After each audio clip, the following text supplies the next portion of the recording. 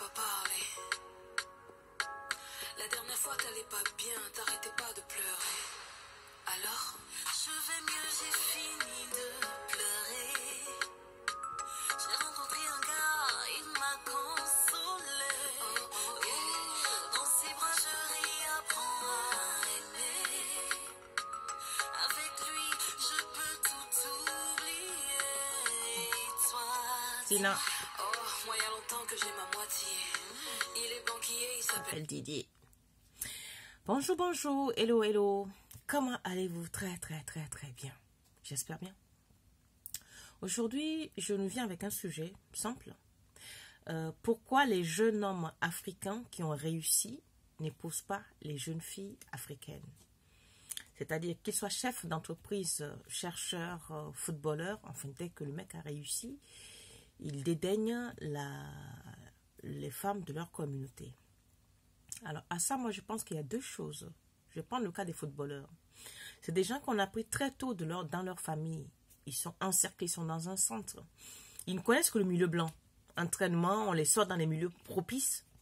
Donc, ils n'ont pas trop accès à la communauté en dehors de leur famille.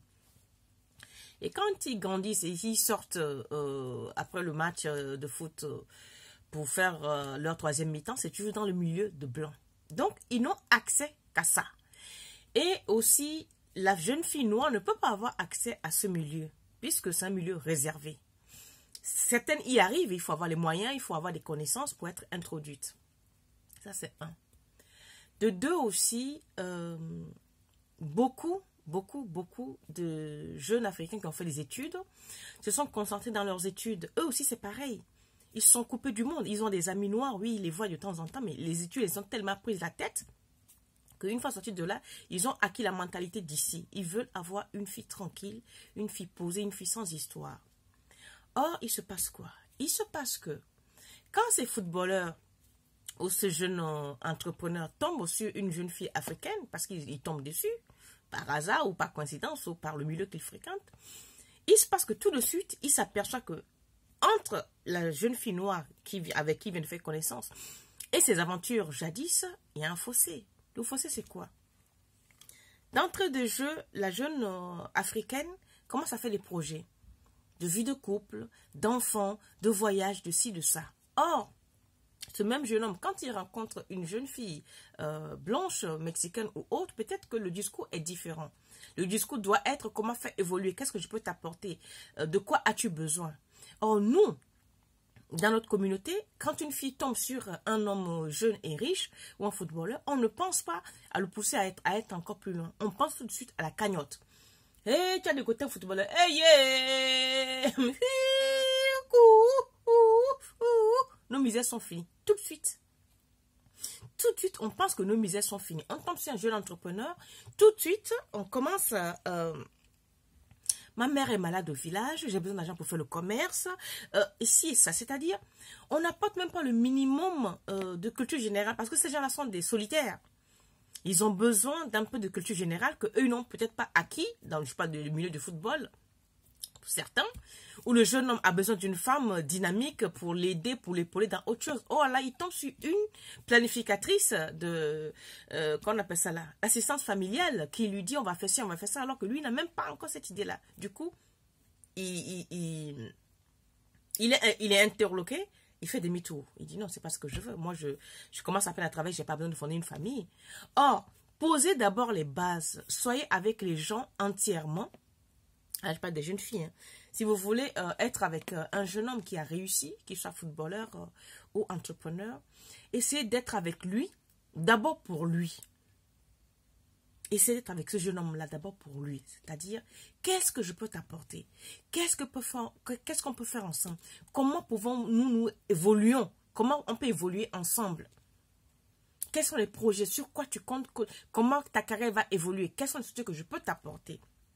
Commencez par apporter un soutien moral. Hein?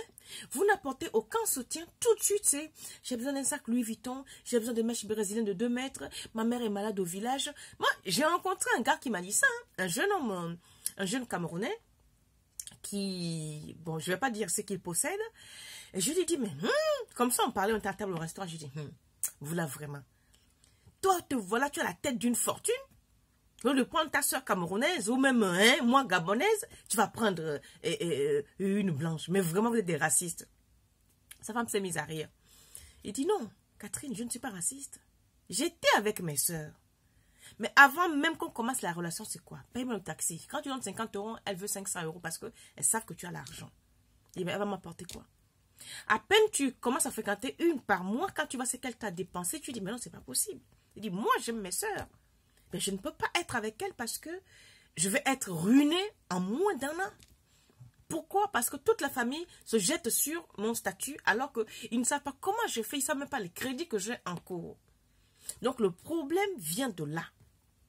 Le problème de pourquoi est-ce qu'on ne veut pas être avec nos sœurs, pas parce qu'on ne les aime pas, on les aime. On a des amis qui sont là, on les aime. Mais faire la vie, c'est des femmes qui ne nous aident pas à évoluer. C'est des filles, je parle des jeunes filles d'aujourd'hui, parce que ma mère a aidé mon père à évoluer. Voilà ce qu'il m'a dit. Il dit, moi, ma mère était cultivatrice.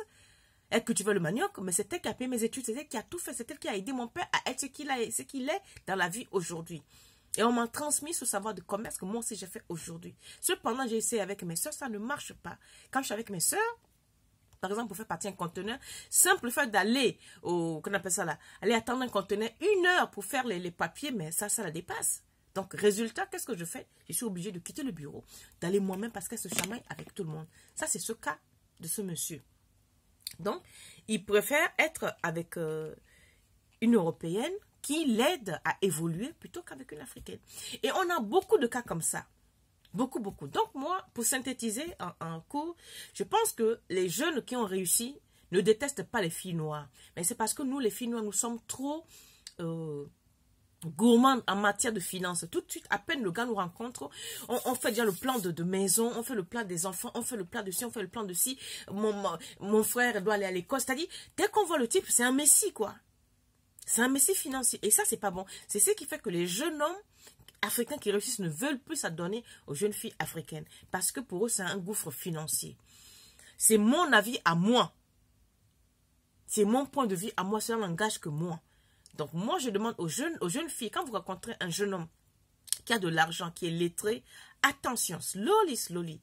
Allez-y pas à pas. Mettez d'abord un pied avant l'autre. Essayez d'abord de connaître cet homme-là un minimum, un temps soit peu. Laissez-le venir à vous avant de commencer à lui exposer vos problèmes. Commencez à lui demander qu'est-ce que je peux t'apporter. Posez cette question-là. Ah, tu t'intéresses à moi? Mais pourtant, tu es très très haut placé. Et qu'est-ce qu'une personne comme moi, je peux t'apporter? Posez cette question. Et vous verrez sa réaction. Oh, c'est des questions qu'on ne pose jamais. On ne pose jamais ces questions-là. Alors moi, c'est mon analyse que ces jeunes-là, qu'ils soient footballeurs ou jeunes hommes, africains qui ont réussi financièrement, qui ont réussi leur vie, ce n'est pas parce qu'ils n'aiment pas leur soeur, ils aiment leur soeur, mais ils ont un problème avec les dépenses des filles africaines, ils ont un problème avec le manque de maturité de certaines, ils ont un problème avec le manque de structure, parce que c'est une femme qui structure un homme, c'est une femme qui pose des gens, c'est une femme qui donne des idées. Oh, nous on vient seulement pour manger, on vient seulement pour la bouffaille. On ne pense pas à savoir quand on bouffe, celui qui fait rentrer l'argent là, comment on peut l'aider? Non. Donc les filles, si vous voulez un homme riche, un jeune homme qui a de l'argent, ou un jeune homme qui a réussi, commencez à lui porter l'aide morale. Soyez son soutien moral pour qu'il puisse appuyer sur vous. Parce que si vous commencez à le saturer mentalement avec vos problèmes familiaux et vos problèmes personnels, il s'échappe parce qu'il veut quelqu'un pour se reposer, pas quelqu'un pour le creuser ou le pousser à bout. D'accord? Alors moi, c'est mon message. Je vous adore, je vous estime.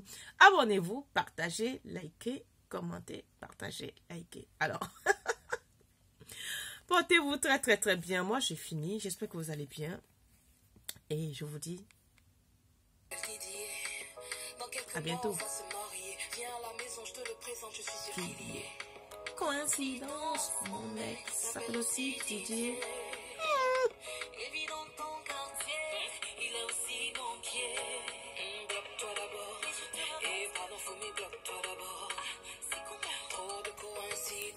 Elle, c'est Tina, la Gaboma, 100%.